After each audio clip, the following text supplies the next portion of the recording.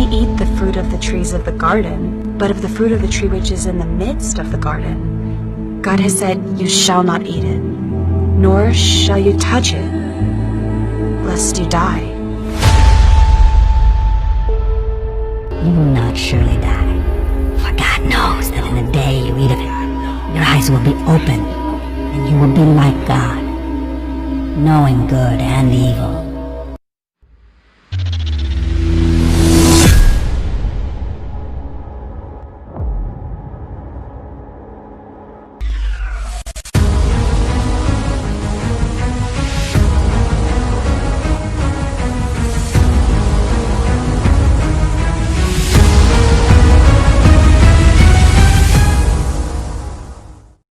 Shalom saudara-saudari, bertemu lagi kita di channel ini.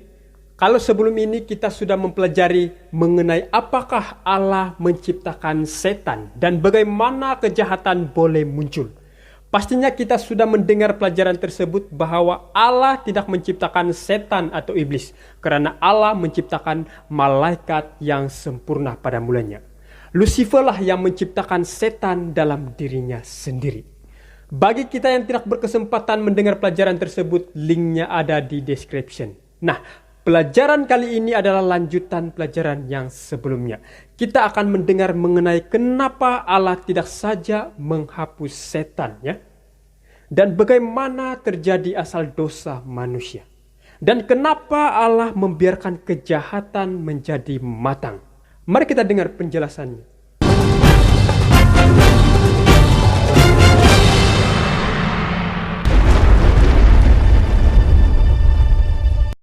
Saudara dan saudari, Allah tidak punya pilihan selain mengusir Lucifer serta pengikut-pengikutnya. Maka Lucifer disebut setan dan pengikutnya disebut iblis. Mereka tidak boleh lagi tinggal di surga. Maka Allah pun menciptakan Adam dan Hawa. Dan Allah memberi perintah kepada manusia itu. Lalu Tuhan Allah memberi perintah ini kepada manusia. Semua pohon dalam taman ini boleh kau makan buahnya dengan bebas. Tetapi pohon pengetahuan tentang yang baik dan yang jahat itu, janganlah kau makan buahnya, sebab pada hari engkau memakannya, pastilah engkau mati. Allah memberi perintah kepada manusia tidak boleh memakan buah dari pohon pengetahuan tentang yang baik dan yang jahat. Dan jika melanggar perintah ini, hukumannya adalah kematian. Tetapi setan menggunakan ular yang merupakan satu dari ciptaan Tuhan pada saat itu yang paling cerdik dan mempesona untuk menipu Hawa. Adapun ular ialah yang paling cerdik dari segala binatang di darat yang dijadikan oleh Tuhan Allah.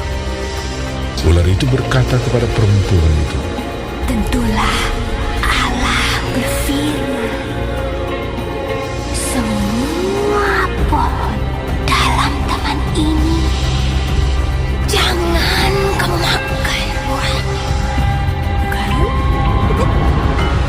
lalu sahut perempuan itu kepada ular itu, buah pohon-pohonan dalam taman ini boleh kami makan. Tetapi tentang buah pohon yang ada di tengah-tengah taman, Allah berfirman, jangan kamu makan ataupun raba buah itu, nanti kamu mati. Tetapi ular itu berkata kepada perempuan itu, Sekali-kali kamu tidak akan mati. Tetapi Allah mengetahui bahwa pada waktu kamu memakannya, matamu akan terbuka. Kamu akan menjadi seperti Allah, tahu tentang yang baik dan yang jahat. Kalau kita melihat perbualan antara ular yang sudah dikuasai setan dengan Hawa, di mana setan mengatakan Tuhan melarang makan semua buah di Taman Eden. Hawa mengatakan Tuhan mengizinkan semua buah boleh kami makan, kecuali buah pengetahuan baik dan jahat. Diraba pun jangan. Lalu setan mengatakan sekali lagi, sekali-kali kamu tidak akan mati, tetapi justru akan sama seperti Allah, tahu tentang yang baik dan yang jahat. Perempuan itu melihat bahwa buah pohon itu baik untuk dimakan dan sedap kelihatannya. Lagi pula, pohon itu menarik hati karena memberi pengertian. Lalu ia mengambil dari buahnya dan dimakannya dan diberikannya juga kepada suaminya yang bersama-sama dengan dia. Dan suaminya pun memakannya. Melalui ayat ini dapat kita lihat bahwa melihat, yaitu mata, baik untuk dimakan dan sedap kelihatan. Hati, pohon itu menarik hati karena memberi pengetahuan. Mengambil, mendekati pencobaan kepada diri. Memakan, memasukkan pencobaan ke dalam hidup, yaitu dosa. Dengan cara yang sama, setan juga melakukan kepada umat Tuhan pada zaman ini. Setan boleh membuat pengetahuan tentang kejahatan terlihat menarik. Oleh itu kita hendaklah berhati-hati menggunakan mata kita. Berhati-hati dengan hati kita. Karena jika salah menggunakan itu boleh mempengaruhi kita untuk melakukan tindakan dan akhirnya melakukan dosa. Sekali lagi, hati-hati dengan mata dan keinginan hati. Nah, berbicara mengenai kejahatan yang terlihat menarik namun menuju kebinasaan ini mengingatkan kita tentang seekor katak beracun atau dikenali sebagai katak panah beracun. Kalau dalam bahasa Inggris, the arrow poison frog. Nah, katak ini kalau melihat dari luaran kulitnya kelihatannya mengilat, cantik dan cerah. Namun katak ini memiliki racunnya yang terdapat pada lendirnya yang melapisi kulitnya. Dan jika terkena racunnya boleh menyebabkan kematian. Saudara dan saudari, setan tidak menawarkan dosa dengan cara menakut-nakutkan umat Tuhan.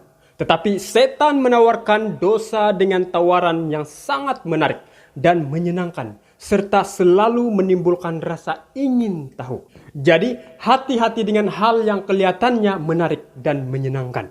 Misalnya melalui media massa elektronik, media sosial, games, dan pergaulan dengan orang yang tidak mengenali Tuhan. Lalu Adam dan Hawa pun jatuh dalam dosa oleh karena melanggar perintah Tuhan. Berfirmanlah Tuhan Allah, Sesungguhnya manusia itu telah menjadi seperti salah satu dari kita, tahu tentang yang baik dan yang jahat. Maka sekarang jangan sampai ia mengulurkan tangannya dan mengambil pula dari buah pohon kehidupan itu dan memakannya, sehingga ia hidup untuk selama-lamanya. Lalu Tuhan Allah mengusir dia dari Taman Eden, supaya ia mengusahakan tanah dari mana ia diambil. Ia menghalau manusia itu, dan di sebelah timur Taman Eden ditempatkannya beberapa kerub dengan pedang yang bernyala-nyala dan menyambar-nyambar untuk menjaga jalan ke pohon kehidupan. Memakan buah itu adalah dosa karena hal tersebut adalah sebuah penolakan langsung terhadap salah satu dari tuntutan-tuntutan Tuhan. Itu adalah pemberontakan terbuka terhadap hukum dan otoritas Tuhan. Setiap orang yang berbuat dosa melanggar juga hukum Allah. Sebab dosa ialah pelanggaran hukum Allah. Dengan melanggar satu dari perintah Tuhan, Adam dan Hawa menyerahkan diri mereka sendiri untuk bersekutu dengan musuh Tuhan. Dan itu membawa perpisahan antara mereka dengan Tuhan. Tetapi yang merupakan pemisah antara kamu dan Allahmu, ialah segala kejahatanmu, dan yang membuat Dia menyembunyikan diri terhadap kamu, sehingga ia tidak mendengar. Ialah segala dosamu. Nah, ada orang mengatakan bahwa buah yang dimakan oleh Hawa adalah apel. Nah, apakah benar buah yang terlarang itu adalah apel yang dimakan Hawa?